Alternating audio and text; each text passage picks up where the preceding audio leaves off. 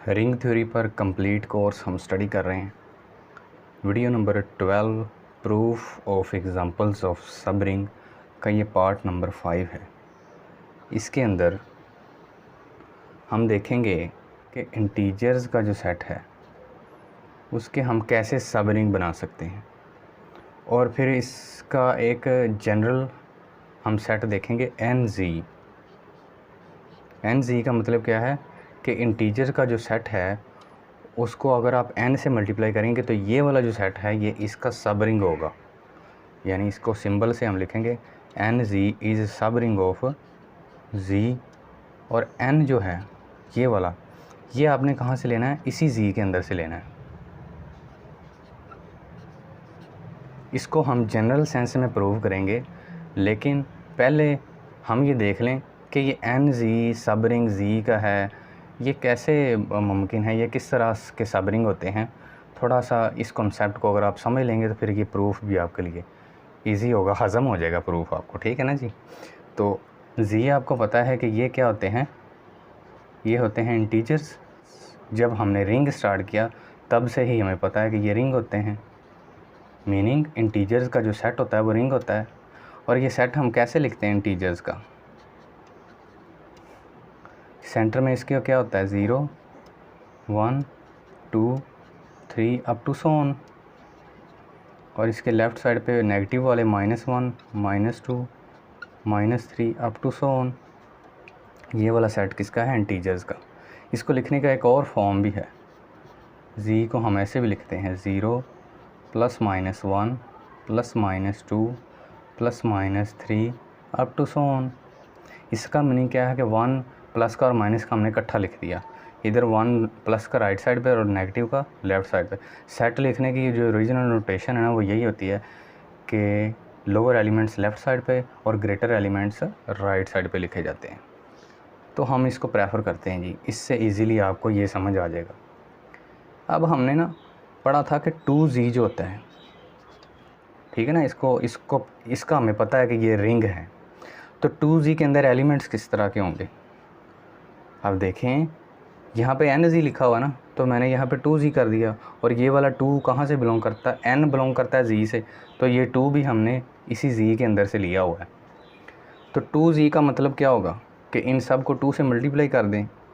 तो ये देखें अब टू सो ऑन 2 से मल्टीप्लाई करना है जी, तो ये आएगा आपका -6 -4 -2 0 2 4 और 6। फिर अब टू सो ऑन चलते जाएँ। अब इसको आप इवन इंटीजर्स बोलते हैं, ये सेट ऑफ इवन नंबर्स बोलते हैं ना, तो ये रिंग होता है। अब देखें ये इसका सब रिंग कैसे है। सब रिंग के लिए क्या कंडीशन होती है कि इसको उसका सबसेट होना चाहिए। तो यहाँ पर देखें 0 के बाद 1 है, फिर 2 है, लेकिन इधर 0 के बाद डायरेक्ट 2 आ गया, इसमें 1 स्किप है, मतलब ये वाला छोटा सेट है। जैसे हम 2z है ना, इसको बढ़ाएंगे और इसको हम 3z करेंगे, तो फिर क्या हो जाएगा, अप टू सो ऑन। इन सब को 3 से मल्टीप्लाई करेंगे आप, तो ये आ जाएगा -9 -6 -3 0 3 6 और 9 अप टू सो ऑन। अब इस सेट में देखें 0 के बाद 1 फिर 2 फिर 3, इसमें 0 के बाद डायरेक्ट 3 है, यानी 1 और 2 इसके अंदर स्किप हैं। ये छोटा सेट है, ये इसका सबसेट है, ये भी इसका सबसेट है, तो ये दोनों इसके सब रिंग हैं। अब इसके साथ अगर मैं -2 लिखूँ, यानी पहले 2 लेके इस z से मल्टीप्लाई किया 2z, फिर ये 3 लेके इसी z के अंदर से इस z से मल्टीप्लाई किया 3z। अब क्या करते हैं, माइनस वाले लेके देखते हैं, तो -2 को लेके इससे मल्टीप्लाई करते हैं, -2 लेके z से मल्टीप्लाई करेंगे तो क्या होगा, ये z सेट है। जब -2 से मल्टीप्लाई करेंगे ये प्लस में हो जाएंगे, ये माइनस में, और 0 का कोई सिंबल नहीं होता, तो ये आ जाएगा 6 4 2 0 -2 -4 -6 अप टू सो ऑन। सबको -2 से मल्टीप्लाई कर दिया। लेकिन मैंने अभी आपको बताया कि सेट लिखने का मेथड क्या है कि जो स्मॉलर एलिमेंट्स हैं वो लेफ़्ट साइड पे और ग्रेटर एलिमेंट्स राइट साइड पे। तो फिर इसी सेट को हम दोबारा से इस तरह रीशेप कर देंगे। इसका क्या मीनिंग हो जाएगा कि 2z और -2z दोनों सेम सेट हैं, इन दोनों से जो सब रिंग बनते हैं वो सेम होते हैं। इसी तरह 3z और -3z, इनसे भी यही वाला बनेगा ना सेट। तो ये दोनों भी सेम होंगे। अब यहाँ पर अगर हम z को इस 0 से मल्टीप्लाई करें, ये z के अंदर से एलिमेंट लेना और इसी से सारे से मल्टीप्लाई करना है। 0 से करें जी z को, तो फिर ये सारे 0 हो जाएंगे, तो सिर्फ इसमें 0 आ जाएगा। ये भी रिंग होता है। तो ये एक छोटा सेट है ना, ये z वाला बड़ा है, ये इसका क्या होगा, सब रिंग। 1 से करें जी z को, ये 1 लिया, 1 से करेंगे या -1 से करेंगे तो वो ये पूरा z ही आ जाएगा। ठीक है जी, तो मतलब ये सेट सारा इधर आ जाएगा, यानी ये इक्वल टू z ही आ जाएगा। 0z, 1 - 1z, 2 - 2z, 3 - 3z, up to सो चलते जाएंगे आप।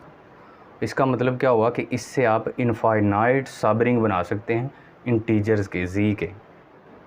इसी तरह का एक सेट होता है इंटीजर्स मोड n का। इसके सब रिंग कैसे बनने हैं? इसके सब रिंग बनाने के लिए भी हमने यही मेथड यूज़ करना है कि इंटीजर्स मोड n को, यहाँ पर n ऑलरेडी यूज़ हो चुका है, तो यहाँ पर हम m लिख देते हैं, यानी mzn जो है ये सब रिंग होगा zn का। और m आपने कहाँ से लेना है, जैसे n आपने इसी z से लिया था, तो ये m भी आप इसी zn से लेंगे। m belongs to zn। इसकी भी स्पेसिफिक एग्ज़ाम्पल देख लेते हैं ताकि ये भी कॉन्सेप्ट आपको ज़्यादा क्लियर वे में समझ आ जाए। फिर इन दोनों के हम जनरल प्रूफ भी देखेंगे। zn सेट को आप कैसे लिखते हैं? इसको बोलते हैं पहले तो इंटीजर्स मॉडुलो n। अब देखें ये वाला जो n है ये एक सिंबल है। कुछ ऑथर यहाँ पर n की जगह पर क्या यूज़ कर लेते हैं, m यूज़ कर लेते हैं। कुछ ऑथर यहाँ पर p यूज़ कर लेते हैं, कुछ ऑथर यहाँ पर k यूज़ कर लेते हैं। सिंबल डिफरेंट हैं लेकिन कॉन्सेप्ट आपका सेम है। तो इन सिंबल से नहीं घबराना, आपने कॉन्सेप्ट को समझना है। इंटीजर्स मॉडुलो n, और ये भी रिंग होता है। इस पर भी मैंने डिटेल्ड वीडियो बनाई हुई है कि zn के अंदर कैसे एलिमेंट्स आते हैं, कैसे कंस्ट्रक्ट करते हैं उनको, कैसे उनको जनरल फॉर्म में हम रिंग प्रूव करते हैं। बड़ी इन्फॉर्मेटिव वीडियो है zn। टिपिकल ये सेट समझा जाता है, तो वो लाजमी देख लें वीडियो। मैं लिंक आई टैब पे दे रहा हूँ, लिंक डिस्क्रिप्शन में भी दे रहा हूँ। अब देखें zn जो है इसके अंदर हम कैसे लिखते हैं एलिमेंट्स, इस सेट के अंदर कैसे एलिमेंट्स हैं। 0 1 2 3 up to so on. n जो है ना इससे कम लेना है, यानी n - 1। इसका क्या मतलब है, एक जनरल सेट लेके देखते हैं। n की जगह पे सपोज हमने ले लिया 6, तो z6 में किस तरह के एलिमेंट होंगे, 0 1 2 3 4 और 5। 6 नहीं ले सकते, 6 से कम लेना है। 6 क्यों नहीं ले सकते? इंटीजर्स मोड का मतलब होता है कि ये वाला जो 6 है ना, यहाँ पर जो आपने एलिमेंट लेने हैं उन सब को इसने डिवाइड करना है। तो यहाँ पर जब हम 6 लिखने लगेंगे तो 6 को फिर ये वाला 6 डिवाइड करेगा, तो रिमाइंडर क्या रह जाएगा, 0, ये आ जाएगा। फिर आगे जब 7 लिखने लगेंगे, 7 को फिर ये वाला 6 डिवाइड करेगा मॉडुलो वाला, तो रिमाइंडर क्या रह जाएगा, 1, तो ये 1 आ गया। आगे जो एलिमेंट जितने भी आप लेंगे वो दोबारा से यही रिमाइंडर देना स्टार्ट कर देंगे, यानी ये रेपिटेशन में आएंगे। ये वाला 6 इस क्लास में आ जाएगा, ये वाला 7 इस क्लास में, 8 9 10 11, फिर से 12 13 इस क्लासेस में आना स्टार्ट कर देंगे। ओके जी। अब हम देखना चाहते हैं कि इसके सब रिंग कैसे होंगे। एक स्पेसिफिक एग्जांपल ले लिया हमने। तो z6 जो है हमने क्या करना है, इसी के अंदर से एक m लेना है और उसको इसी के साथ मल्टीप्लाई कर देना है। तो z6 के अंदर 0 1 2 3 4 5 पड़े हुए हैं। पहले 0 लेकर z6 से मल्टीप्लाई करेंगे, फिर 1 लेकर z6 से मल्टीप्लाई करेंगे, फिर 2, फिर 3, फिर 4, फिर 5। इन सब को मल्टीप्लाई करेंगे और देखेंगे कि कैसे आपके पास सेट आ रहे हैं। तो पहले 0 से करेंगे तो ये सारे 0 हो जाएंगे, 1 से करेंगे तो ये सारा ऐसे सेम टू सेम आ जाएगा। तो इसका मतलब ये z6 ही आ जाएगा। 2 से करेंगे तो यहाँ पे 0 2 से मल्टीप्लाई करना है, 1 को 2 से मल्टीप्लाई किया तो 2, फिर 4, फिर 3 से मल्टीप्लाई करेंगे 2 को तो क्या आ जाएगा, 6 पे रिमाइंडर 0 यही आ जाएगा। 4 से 2 को करेंगे तो 8 पे रिमाइंडर 2 आ जाएगा। 5 पे 2 को करेंगे तो 10 को जब आप 6 पे डिवाइड करेंगे तो रिमाइंडर दोबारा से 4 आ जाएगा। तो ये वाला सेट बन जाएगा। जब आप 2z6 से इन सब को मल्टीप्लाई करेंगे तो ये सेट आ जाएगा। अब 3 से करते हैं तो ये आएगा 0 3 6 पे रिमाइंडर 0 तो वो इधर, 9 पे रिमाइंडर 3 तो इधर, 12 पे रिमाइंडर 0 तो वो इधर, 15 पे रिमाइंडर 3 तो वो इधर। तो यानी ये 0 और 3 ही आ जाएगा आपका।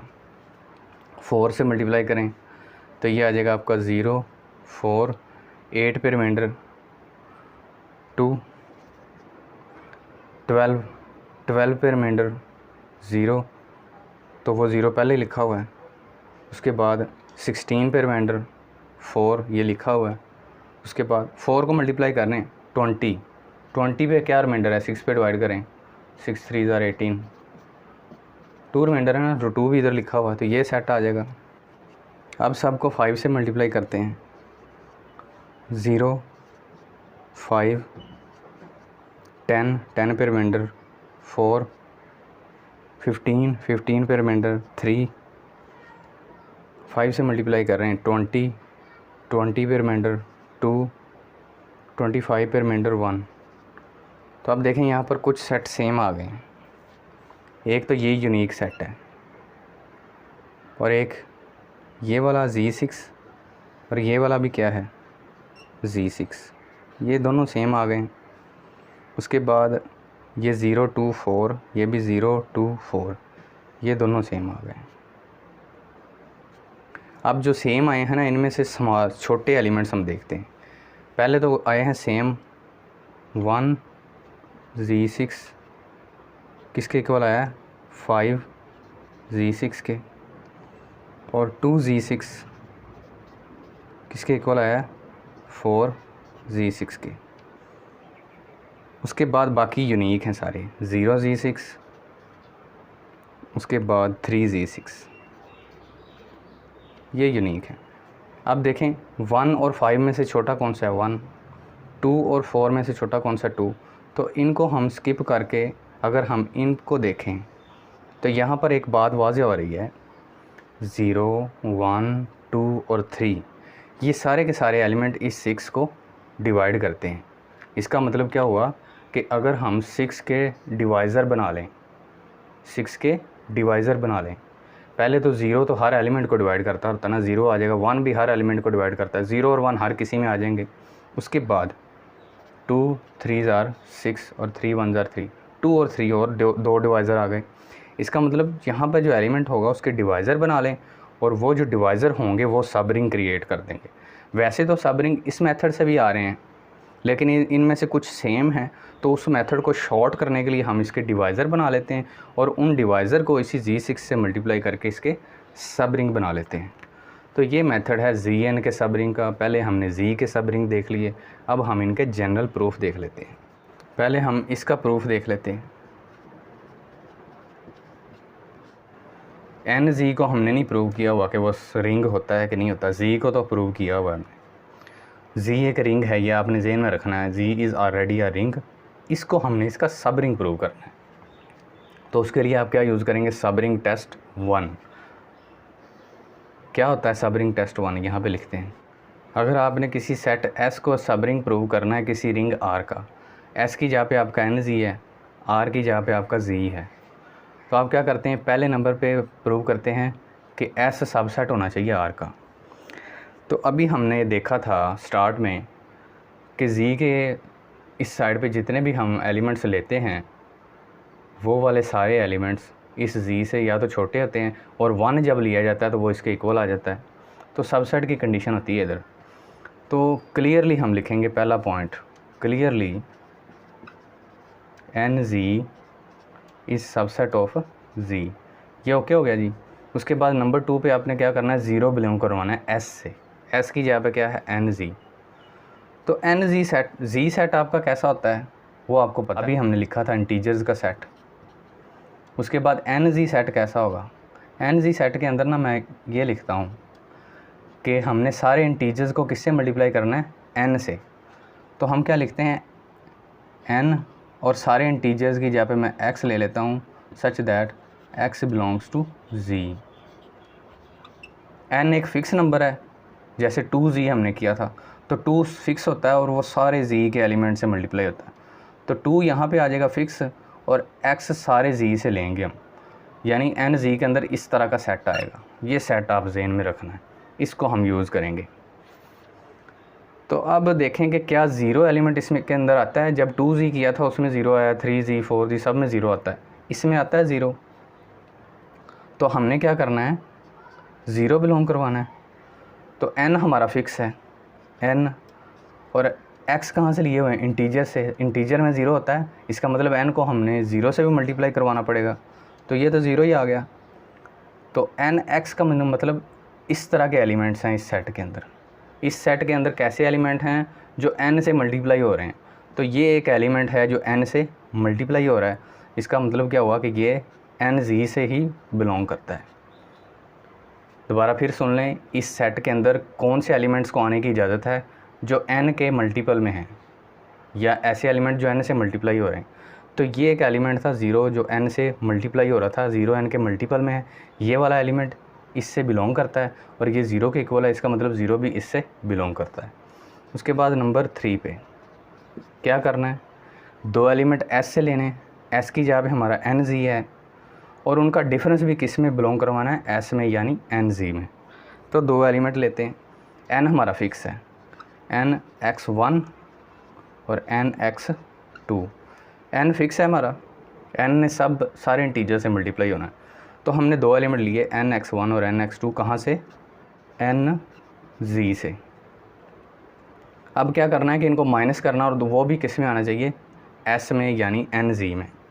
तो इनको माइनस करते हैं, nx1 माइनस nx2। अब देखें n हमने कहाँ से लेना है, z से ही लेना है ना, एक फ़िक्स है नंबर है, ये वाला n क्या है आपका, फ़िक्स है। तो nx, ये भी इंटीजर ये भी इंटीजर, जब दोनों को मल्टीप्लाई करेंगे तो ये एक इंटीजर होगा और ये भी एक इंटीजर होगा। तो इंटीजर के अंदर जब आप सब्ट्रैक्शन करते हैं तो उनमें से कॉमन लिया जा सकता है। तो यहाँ पे हम n कॉमन लेंगे अगर, तो ये आ जाएगा x1 माइनस x2, या सिंपली आप कह दें कि इन दोनों में n है, n हमने कॉमन ले लिया, तो अंदर रह गया x1 माइनस x2। अब देखें कि x हमने कहाँ से लिया हुआ था, z से, तो इसी से हमने ये दो एलिमेंट लिए हुए ना, तो फिर इसका मतलब x1 भी कहाँ से है, z से, और x2 भी कहाँ से है, z से। और हमें पता है कि z क्या होता है, रिंग होता है। अगर ये रिंग है तो इसका मतलब ये वाला डिफरेंस जो है ये भी इसी z के अंदर होगा। दो इंटीजर का डिफरेंस, दो इंटीजर को माइनस करें तो एक और इंटीजर आता है ना, तो वो हम सपोज कर लेते हैं कि वो इन दोनों x1 और x2 को माइनस किया, तो वो आंसर क्या आ गया, x3। n वैसे ही इसकी जगह पे क्या आ गया, x3। तो अब देखें x3 एक इंटीजर है, n एक फ़िक्स नंबर है, ये वाला एलिमेंट भी किस में चला गया, nz में। तो यहाँ पे हम लिख सकते हैं this element belongs to nz।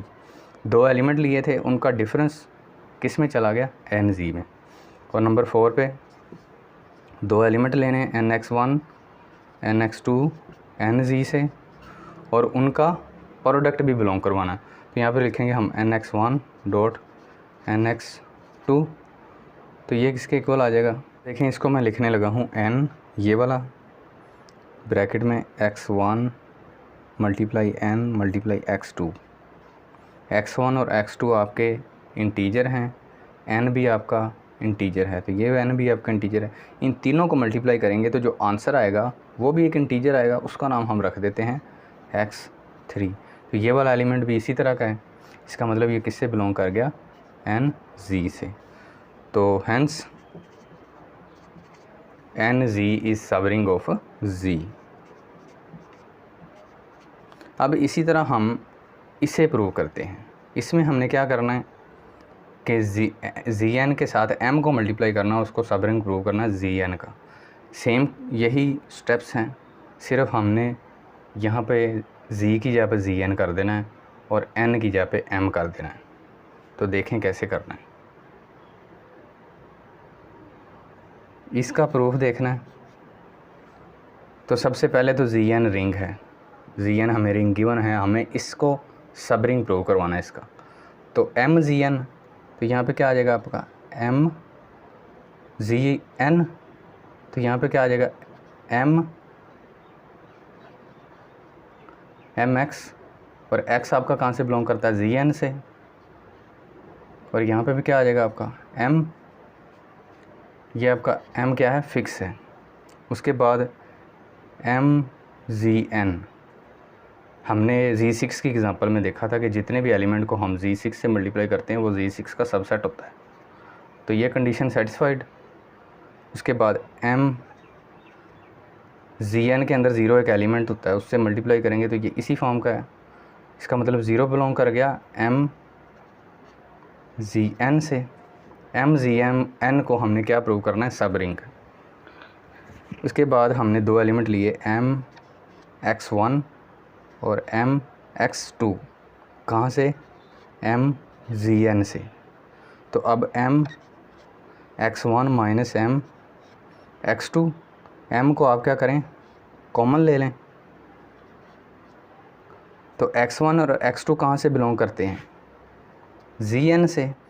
तो ये ZN हमें पहले से पता कि ये रिंग है, इसका मतलब इन दोनों का डिफरेंस भी किस में आ जाएगा, ZN में। तो इसको लेट कर लिया हुआ X3 के इक्वल था।